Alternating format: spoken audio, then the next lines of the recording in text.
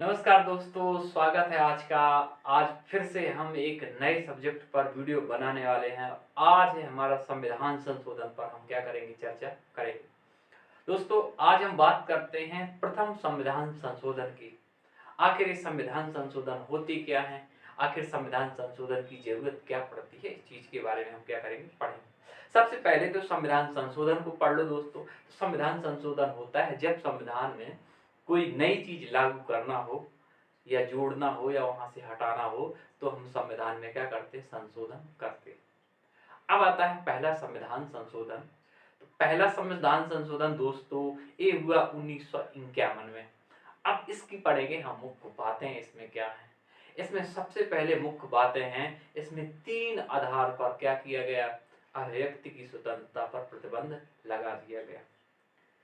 अभिव्यक्ति की स्वतंत्रता या बोलने की स्वतंत्रता को तो आप जानते हो, लिखकर बोलकर इशारों से किसी भी तरीके से हमें सरकार बोलने अभिव्यक्ति स्वतंत्रता से नहीं रोक सकती। बात रखने का हमारा क्या अधिकार है। लेकिन क्या अभिव्यक्ति की स्वतंत्रता हर जगह सही है, ये चीज विषय था। कई बार क्या होता था, इस अभिव्यक्ति की स्वतंत्रता से तो व्यवस्था बिगड़ जाती थी या विदेशों से संबंध भी हमारे क्या हो जाते थे, खराब हो जाते थे, या हम अपराध को उकसाते थे। तो 3 आधार पर दोस्तों प्रतिबंध कर दिया गया। पहला था लोक व्यवस्था या सार्वजनिक व्यवस्था। मान लो किसी जगह में, किसी राज्य में सारी व्यवस्थाएं शांति से चल रही हैं, लेकिन कोई अगर इन व्यवस्थाओं को बिगाड़ने की कोशिश करता है और किस नाम पर कि हमें अव्यक्त की स्वतंत्रता मिली है, वहां पर एक प्रतिबंध कर दी गई। मान लो दोस्तों कोई कार्यक्रम चल रहा है, कोई गवर्नमेंट का प्रोजेक्ट चल रहा है, और कोई आए बोले नहीं नहीं नहीं, हमें अव्यक्त की स्वतंत्रता मिली है, हम तो यहाँ ट्रैफिक जाम करके हड़ताल करेंगे, बोलेंगे माइक लगा के लोगों को इकट्ठा करेंगे।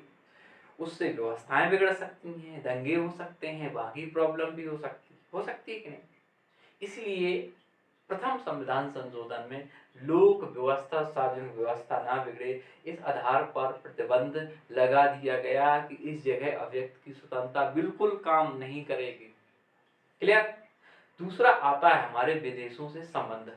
आप जानते हो हर देश के अपने अपने स्वार्थ होते हैं, और इसी स्वार्थ की वजह से कई देश एक दूसरे की मदद करते हैं, एक दूसरे के पक्ष में खड़े रहते हैं। अब मान लो कोई व्यक्ति हमारे देश का है और जिस देश से हमारे संबंध अच्छे हैं उसके खिलाफ टिप्पणी करता है, तो उससे हो सकता है हमारे रिश्ते क्या हो जाए, खराब हो जाए। मान लो अभी अमेरिका है, अमेरिका से हमारे संबंध कैसे हैं, अच्छे संबंध है, और अच्छे संबंध है। अब मान लो कोई अमेरिका के खिलाफ टिप्पणी कर दे जिससे रिश्ते खराब टास में पड़ जाए, तो हमारे हितों को क्या होगा, नुकसान होगा।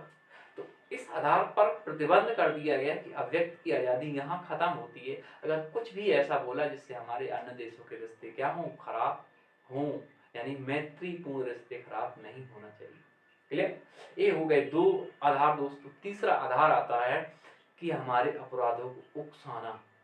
अब दोस्तों मान लो कोई व्यक्ति, नेता या कोई सामान्य जन किसी समुदाय धर्म के प्रति टिप्पणी करे, सारे लोग जो उसके फॉलोअर उनसे कहो जाओ इस धर्म को इस तरीके से नुकसान पहुंचाओ, इस तरीके के एक्शन लो, तो व्यवस्थाएं क्या हो सकती हैं, बिगड़ सकती हैं। मान लो एक धर्म वाला किसी दूसरे धर्म के खिलाफ गलत टिप्पणी कर दे, सामुदायिक दंगे, सारी व्यवस्थाएं क्या हो सकती हैं, मार काट खून कर सारी चीजें हो सकती हैं।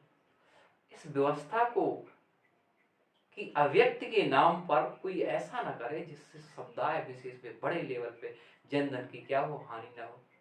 इस आधार पर अपराधों को उकसाने को प्रतिबंध कर दिया गया। क्लियर दोस्त।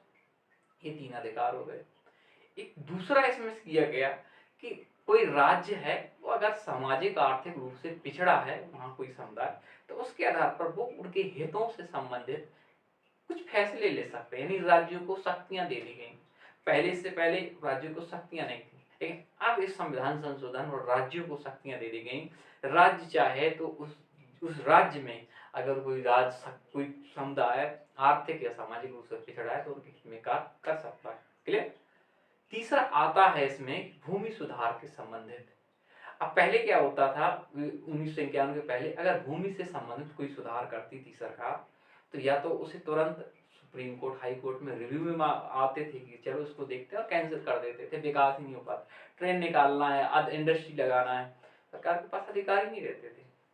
तो उनने क्या किया, इस भूमि सुधार को सबसे पहले तो कहा कि इसे न्यायिक समीक्षा से बाहर किया गया, यानी अब इस भूमि सुधार में न्यायपालिका इंटरफेयर नहीं करेगी। इसे 9वीं सूची में क्या कर दिया गया, रख दिया गया। ये था। इसमें आता है जो आखिरी महत्वपूर्ण है, इसमें आता है कि राज्य कोई बिजनेस करता है, व्यापार करता है, या राज्य किसी भी व्यापार को राष्ट्रीयकरण करता है, तो इस आधार पर इसे अवैध घोषित नहीं कर सकते कि यह व्यापार के अधिकारों को क्या करता है, नुकसान पहुंचाता है या उनके अधिकारों का उल्लंघन करता है। तो दोस्तों, ये था प्रथम संविधान संशोधन की महत्वपूर्ण बातें। अगला संविधान संशोधन में हम चर्चा करेंगे। उम्मीद करते हैं आपको वीडियो अच्छा लगा होगा। तब तक के लिए आप लोग से नमस्कार। जय हिंद दोस्तों।